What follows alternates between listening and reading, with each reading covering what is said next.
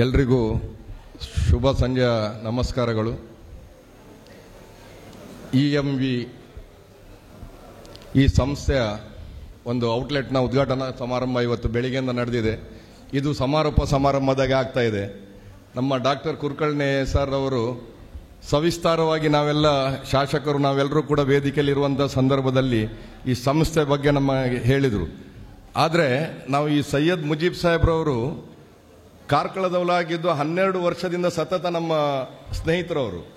ಅಂದರೆ ಅವರು ಪ್ರಥಮವಾಗಿ ಇಲ್ಲಿ ಸ್ಥಾಪನೆ ಮಾಡಿದ್ದು ಕಂಪ್ಯೂಟರ್ ವರ್ಲ್ಡ್ ಅನ್ನುವಂಥ ಒಂದು ಸಂಸ್ಥೆಯನ್ನು ಸರ್, ಕಂಪ್ಯೂಟರ್ ಸಂಸ್ಥೆಗಳನ್ನು ಮಾರಾಟ ಮಾಡುವಂಥ ಸಂಸ್ಥೆ ಅದು. ಅದರ ನಂತರ ಈ CC ಕ್ಯಾಮ್ರಾನ ಮೊದಲಾಗಿ ಕಾರ್ಕಳಕ್ಕೆ ಪರಿಚಯ ಮಾಡಿಕೊಟ್ಟಂಥವರೇ ನಮ್ಮ ಮುಜೀಬ್ ಸಾರ್ರವರು ಕಾರ್ಕಳಕ್ಕೆ. ಅದರ ನಂತರ ನಮ್ಮ ಭಾರತದ ಅತಿ ದೊಡ್ಡ ಉದ್ಯಮಿ ಆದಂತಹ ಟಾಟಾ ಮೋಟಾರ್ಸ್ ರವರ ಈ ಬ್ಯಾಟ್ರಿ ಏನು ಬರ್ತದೆ ಅದರ ಫ್ರಾಂಚೈಸಿಯಾಗಿ ಇಡೀ ನಮ್ಮ ಮಂಗಳೂರು ಜಿಲ್ಲೆ, ಉಡುಪಿ ಜಿಲ್ಲೆ ಕೂಡ ಆ ಉದ್ಘಾಟನಾ ಕಾರ್ಯಕ್ರಮದಲ್ಲಿ ಕೂಡ ನಾನು ಹೋಗಿದ್ದೆ.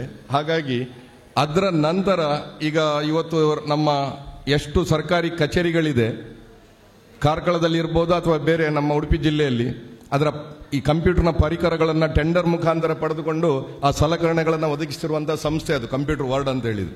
ಅದಷ್ಟು ಮಾತ್ರ ನಮಗೆ ಗೊತ್ತಿದ್ದಂಥದ್ದು. ಆದರೆ ಇವತ್ತು ಎಷ್ಟು ಜನ ಇವತ್ತು ಆ ಬೆಳಗಿನ ಕಾರ್ಯಕ್ರಮದಲ್ಲಿ ಬಂದು ನಾವೆಲ್ಲ ಭಾಗವಹಿಸಿದ್ದೇವೆ.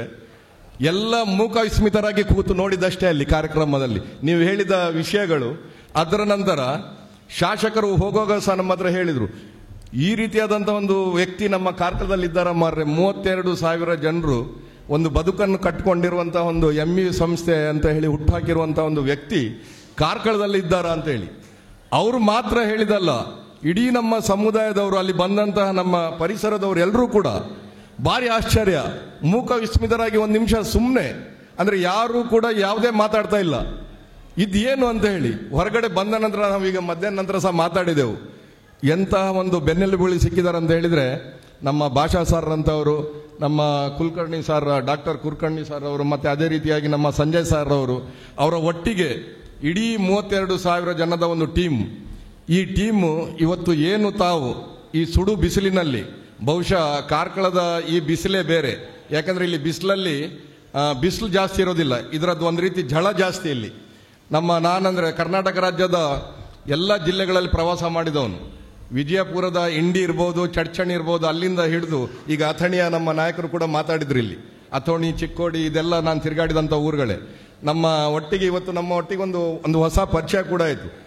ನಮ್ಮ ಬಸವರಾಜ ಬೊಮ್ಮಾಯಿ ಸರ್ ಅವರು ಮುಖ್ಯಮಂತ್ರಿಗಳಾಗಿದ್ದಂಥ ಸಂದರ್ಭದಲ್ಲಿ ಅವರ ಪರ್ಸನಲ್ ಸೆಕ್ರೆಟರಿ ಆಗಿದ್ದಂಥ ದಿನಕರ್ ಸರ್, ಕಿರಣ್ ಸರ್ ಅವರು ಹಾವೇರಿ ಅವರು ಹಾವೇರಿ ಜಿಲ್ಲೆಯ ಕೋಆರ್ಡಿನೇಟರ್ ಕೂಡ ಆಗಿದ್ದಾರೆ BJP ಪಕ್ಷದ್ದು.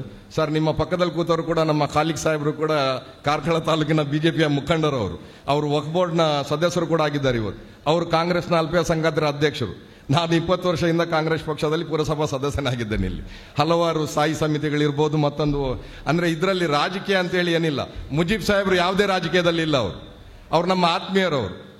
ಎಷ್ಟು ಆತ್ಮೀಯರು ಅಂತ ಹೇಳಿದರೆ, ನಾವು ಯಾರಿಗೆ ಯಾವುದಾದ್ರೂ ಒಂದು ಬಡವನಿಗೆ ಯಾವುದಾದ್ರೂ ಕಂಪ್ಯೂಟರ್ ಇರಲಿ, ಮತ್ತೊಂದಿರಲಿ, ಯಾವುದಾದ್ರೂ ವ್ಯವಸ್ಥೆಗಳು ಬೇಕಾದಂಥ ಸಂದರ್ಭದಲ್ಲಿ ಅವರಿಗೆ ಹೇಳಿದರೆ ಆಯ್ತು, ಅತಿ ರಿಯಾಯಿತಿ ದರದಲ್ಲಿ, ಅದು ಸಹ ಕಂತಿನಲ್ಲಿ ಕೊಡುವಂಥ ವ್ಯವಸ್ಥೆ ಅವರಲ್ಲಿ.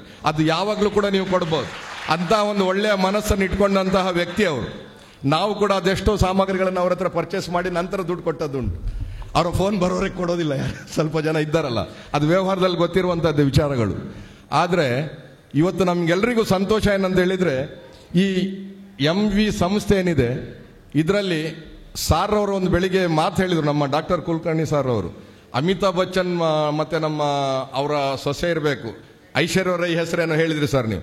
ಸರ್, ಅವರಿಗೆ ನಿಮ್ಮ ಈ ಸ್ಯಾಂಡಲ್ ಸೋಪ್ ಕೊಟ್ಟರೆ ಅವ್ರು ಸ್ನಾನ ಮಾಡಿ ನಿಂತರೆ ಇಲ್ಲಿ ನಿಮ್ಮ ಏನು ಈ 32,000 ಜನ ನನ್ನ ತಂಗಿಯರು ಮತ್ತು ಸಹೋದರರು ಇಲ್ಲಿದ್ದಾರೆ, ಅವರ ಎದುರುಗಡೆ ಅವ್ರು ಏನಿಲ್ಲ, ಕ್ಲೀನ್ ಔಟ್. ಅವರು ಮುಖಕ್ಕೆ ಸೌಂದರ್ಯವರ್ಧಕಗಳನ್ನು ಅಡಗಿಸ್ಕೊಂಡು ಬಂದು ಒಂದು ಸೋಪ್ನ ಅಡ್ವರ್ಟೈಸ್ಮೆಂಟ್ ಮಾಡೋದು. ಅದೇ ಸೋಪ್ ಕೊಟ್ಟು ನೀವು ಅವ್ರ ಹತ್ರ ಸ್ನಾನ ಮಾಡಿಸಿ ನೋಡಿ, ಮತ್ತೆ ಅವರ ಮುಖ ನಿಮಗೆ ನೋಡ್ಲಿಕ್ಕೆ ಆಗೋದಿಲ್ಲ. ಹಾಗಾಗಿ ಇಲ್ಲಿ ಸೇರಿರುವಂಥ ನನ್ನ ಸಹೋದರರೇ ಇಲ್ಲಿ ಅತ್ಯುತ್ತಮರು, ಮತ್ತು ಇವರೇ ಬ್ರ್ಯಾಂಡ್ ಅಂಬಾಸಿಡರ್ಗಳಂತೇಳಿ ಹೇಳಿಕೆ ನಾನು ಇಚ್ಛೆ ಪಡ್ತೇನೆ. ಯಾಕಂದರೆ ಈ ಇಷ್ಟು ಚಿಕ್ಕ ವಯಸ್ಸಿನಲ್ಲಿ ಎಷ್ಟೆಷ್ಟು ದೊಡ್ಡ ಸಾಧನೆ ಮಾಡಿದಿರಿ ನೀವು. ಇಡೀ ರಾಜ್ಯದ ಮಣ್ಣಿನ ಒಂದು ಸುವಾಸನೆ, ಸುಗಂಧ ನಾನು ಇಲ್ಲಿ ಕೂತ್ಕೊಂಡು ತಗೊಂಡೆ. ಒಂದು ಗಂಟೆ ಮಾತ್ರ ನಾನು ಅದನ್ನೇ ಎಣಿಸ್ತಾ ಇದ್ದೇನೆ. ನಾನು ಒಂದು 2 ಗಂಟೆ ಮನೆಯಲ್ಲಿ ಹೋಗಿ ಮಲಗದಿದ್ರೆ ಕೂಡ ಇವತ್ತು ಎಲ್ಲರ ಬಾಯಿಂದ ಹೊರಡಿದಂಥ ಇಡೀ ರಾಜ್ಯದ ಯುವ ನಾಯಕರುಗಳು ನೀವು ಮುಂದಿನ ನಮ್ಮ ಭಾರತದ ಒಂದು ಭವಿಷ್ಯವನ್ನು ಉಜ್ವಲವಾಗಿ ಕೊಂಡುವಂಥ ಜನನಾಯಕರುಗಳು ನೀವೆಲ್ಲರೂ ಕೂಡ. ನೀವು ಏನೇನು ಆಗ್ತೀರಾ ಮುಂದಿನ ದಿನಗಳಲ್ಲಿ ಅದು ಯಾರಿಂದಲೂ ಕೂಡ ನಿರೀಕ್ಷೆ ಮಾಡಲಿಕ್ಕೆ ಸಾಧ್ಯ ಇಲ್ಲ. ಆದರೆ EMI ಈ ಸಂಸ್ಥೆ ಏನಿದೆ ಅದು ನಿಮಗೆ ಮಾತೃ ಸಂಸ್ಥೆ ಆದರೂ ಕೂಡ ನಿಮ್ಮಲ್ಲಿರುವಂತಹ ಟ್ಯಾಲೆಂಟ್ ಅದು ಬರಬೇಕಾದ್ರೆ ಈ ಸಂಸ್ಥೆಯಿಂದ ಮತ್ತೆ ನಮ್ಮ ಡಾಕ್ಟರ್ ಕುಲಕರ್ಣಿ ಸರ್ ಅವರು ಮತ್ತೆ ಈ ಸಂಜಯ್ ಮತ್ತೆ ನಮ್ಮ ಯಾರು ಭಾಷಾ ಸಾಹೇಬ್ರವರು ಕಿರಣ್ ರವರು ಅಂತಲೇ ಅದು ಬರಲಿಕ್ಕೆ ಸಾಧ್ಯ ಸರ್. ನಿಮ್ಮ ಮಾತುಗಳು, ನಿಮ್ಮ ಟ್ರೈನಿಂಗ್, ನಿಮ್ಮ ಒಂದು ಹುರಿದುಂಬಿಸುವಂತಹ ಮಾತುಗಳು. ನೀವೊಂದು ಸಾಧಾರಣ ವ್ಯಕ್ತಿಯನ್ನ ದಿನಕ್ಕೆ ತಿಂಗಳಿಗೆ 5 ಲಕ್ಷ ರೂಪಾಯಿ ದುಡಿಯೋನಿರ್ಲಿ, ಅವನಿಗೆ ನೀವು ವೇದಿಕೆಯಲ್ಲಿ ಕೊಟ್ಟು ಮೈಕ್ ಕೊಡಿ ಗಡಗಡ ನಡುಕ್ತಾನ ಅವನು, ಸ್ಟೇಟ್ ನರ್ವಸ್. ಆದರೆ ನೀವು ತಯಾರು ಮಾಡಿದಂಥ ಈ ಸಂಸ್ಥೆಯ ನಿಮ್ಮ ಬ್ರಾಂಡ್ ಅಂಬಾಸಿಡರ್ಗಳು, ಈ ಏನು ವರ್ಕ್ ಮಾಡ್ತಾ ಇರುವಂಥ ಬಿಸ್ನೆಸ್ ಮ್ಯಾನ್ಗಳಿದ್ದಾರೆ, ನಿಮ್ಮ ಸಂಸ್ಥೆಗೆ ದುಡಿತಾ ಇರುವಂತಹ ಈ ದುಡ್ದು ಬದುಕನ್ನು ಕಟ್ಟಿಕೊಳ್ತಾ ಇರುವಂತಹ ಯುವಕರು ಏನಿದ್ದಾರೆ, ಏನು ಮಾತಾಡ್ತಾರೆ ಸರ್ ಅವರು? ರಾಜಕೀಯದ 40 ವರ್ಷದ ಇತಿಹಾಸದಲ್ಲಿ ನಾನು ಇದು ಮೊದಲನೇ ಬಾರಿ ನೋಡಿದ್ದು. ಅದು ಕೂಡ ಕರ್ನಾಟಕ ರಾಜ್ಯದ ವಿವಿಧ ಮೂಲೆಗಳಿಂದ ಬಂದಂಥವ್ರು. ನನ್ನ ಪಕ್ಕದಲ್ಲೇ ಒಬ್ರು ಕೂತ್ಕೊಂಡಿದ್ರು. ಅವ್ರಿಗೆ ಎಲ್ಲಿಂದ ಕೇಳಿದೆ ನಾನು, ಅವರು ಬೆಳಗಾವಿ ಜಿಲ್ಲೆಯಿಂದ. ಸರ್ ಬೆಳಗಾವಿ ಜಿಲ್ಲೆಯಲ್ಲಿ ಎಲ್ಲಿ ಅಂತ? ಸೌದತ್ತಿ ಗೊತ್ತು ಹೇಳಿ, ರಾಮನಗರ, ಸೌದತ್ತಿ, ನೀವು ಯಾವ ಜಿಲ್ಲೆಯಲ್ಲಿ ಯಾವ ತಾಲೂಕುಗಳು ಕೇಳಿದ್ರು ಕೂಡ ನಾವು ಹೇಳ್ತೇವೆ. ಮತ್ತೊಬ್ರು ಇಲ್ಲಿ ಕೂತ್ಕೊಂಡು ದಾವಣಗೆರೆಯಲ್ಲಿ ಕಾರಿಗನೂರು ಅಂತ ಹೇಳಿ, 40 ವರ್ಷದಿಂದ ಕಾರಿಗನೂರಿಗೆ ನಾನು ಹೋಗಿದ್ದೇನೆ. JH ಪಾಟೀಲ್ರು ಹುಟ್ಟಿದ ಊರದು, ನಮ್ಮ ಮಾಜಿ ಮುಖ್ಯಮಂತ್ರಿಗಳು JH ಪಾಟೀಲ್ ಹುಟ್ಟಿದಾರಲ್ಲ ಆ ಊರದು, ಆ ಕಾರಿಗನೂರು ಅಂತ ಹೇಳಿದ್ರೆ ಅದು ನಮ್ಮ ಸೂಳೆಕೆರೆ ಚನ್ನಗಿರಿಗೆ ಹೋಗುವ ರಸ್ತೆ. ನಾನು ಅವ್ರಿಗೆ ಹೇಳಿದೆ, ಆಶ್ಚರ್ಯ ಅವರಿಗೆ. ಅಂದರೆ ರಾಜ್ಯದ ಉದ್ದಗಲಕ್ಕೂ ಕೂಡ ನಾನು ಪ್ರವಾಸ ಮಾಡಿದವನು. ಬೆಂಗಳೂರು, ನಿಮ್ಮ ಮೈಸೂರು, ತುಮಕೂರಿನವರು, ಅದೇ ರೀತಿಯಾಗಿ ಗದಗದಿಂದ ನಮ್ಮ ಸಾರ್ ಅವರೆಲ್ಲಿದ್ದಾರೆ, ಕೊಪ್ಪಳದವರು, ಹುಬ್ಬಳ್ಳಿಯವರು, ಧಾರವಾಡ, ಸೌದತ್ತಿ, ಎಲ್ಲ ಕಡೆಯಿಂದ ನೋಡಿ. ಅವರು ಅಥಣಿಯವರು, ಬಿಜಾಪುರದವರು ಕೂಡ ಎಷ್ಟು ಒಳ್ಳೆ ಮಾತಾಡಿದ್ರು ಅಂತ ಹೇಳಿದ್ರೆ, ನಾವಲ್ಲಿ ಬಿಜಾಪುರಕ್ಕೆ ಹೋಗುವಾಗ ನನ್ನದೊಂದು ಬಿಸ್ನೆಸ್ ಉಂಟು. ನಂದೊಂದು ಕುರಿ ಮತ್ತು ಆಡಿನ ಮಟನ್ ಸ್ಟಾಲ್ ಇದೆ. ನಾವು ಅದನ್ನು ಪರ್ಚೇಸ್ ಮಾಡಲಿಕ್ಕೆ 40 ವರ್ಷದಿಂದ ಅಲ್ಲಿ ಹೋಗ್ತೇವೆ.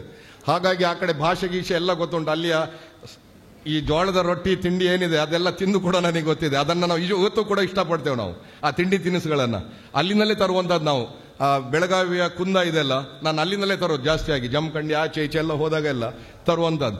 ಆದರೆ ಆ ಎಲ್ಲ ಸವಿ ರುಚಿಗಳು ಇವತ್ತಿಲ್ಲಿ ಒಟ್ಟಾಗಿ ಸೇರಿರುವಂಥದ್ದು ನನಗೆ ತುಂಬ ಸಂತೋಷ. ಅದು ಕೂಡ ಈ EMI ಸಂಸ್ಥೆಯಲ್ಲಿ ತಮ್ಮ ಬದುಕನ್ನು ಕಟ್ಟಿಕೊಂಡು ತಾವೆಲ್ಲರೂ ಮುನ್ನಡಿತಾ ಇದ್ದೀರಾ.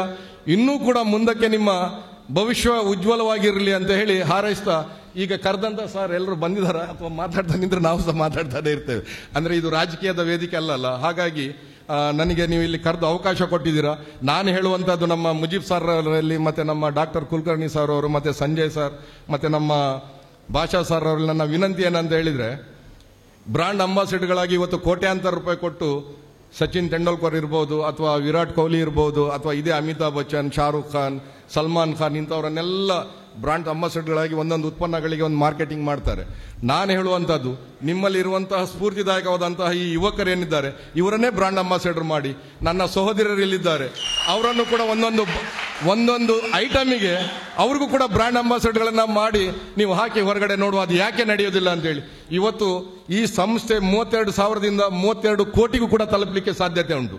ಇದು ಯಾವತ್ತೂ ಕೂಡ ನೆನಪಿಡಿ. ನಾವು ಪಡುವಂತ ಕಷ್ಟ ತುಂಬಾ ಒಳ್ಳೆಯದು. ಆದರೆ ಒಂದು ಮಾತು ಸರ್, ಒಂದು ಮಾತೇನಂತ ಹೇಳಿದ್ರೆ, ನಾನು ಬಹದ್ದೂರ್ ಗಂಡುಗಳ ನಮ್ಮ ಇಡೀ ಕರ್ನಾಟಕ ರಾಜ್ಯದ ಸುವಾಸನೆಯ ಸುಗಂಧವನ್ನು ನಾನು ಇಲ್ಲಿ ಕೂತು ಆ ಸುವಾಸನೆಯನ್ನು ತಗೊಂಡೆ.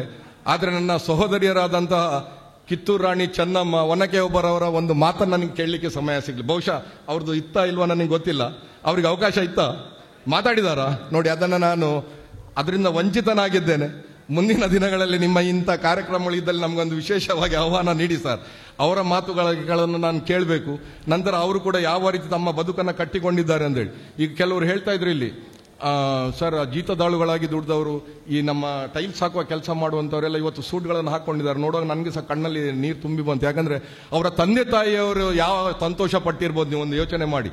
ನನ್ನ ಮಗ ಈ EMI ಸಂಸ್ಥೆಯಿಂದ 1,50,000 ತಿಂಗಳಿಗೆ ದುಡ್ದು ತಂದು ಅವರ ತಂದೆ ತಾಯಿಯ ಕೈಗೆ ಅರ್ಪಿಸುವಾಗ ಅವರಲ್ಲಿ ಕೂಡ ಒಂದು ಯಾವ ರೀತಿಯ ಕಣ್ಣಿನ ಒಂದು ಹನಿಗಳು ಉದುರ್ಬೋದು ಅಂತ ಹೇಳಿ ತಾವು ತಿಳ್ಕೊಳ್ಬೇಕು.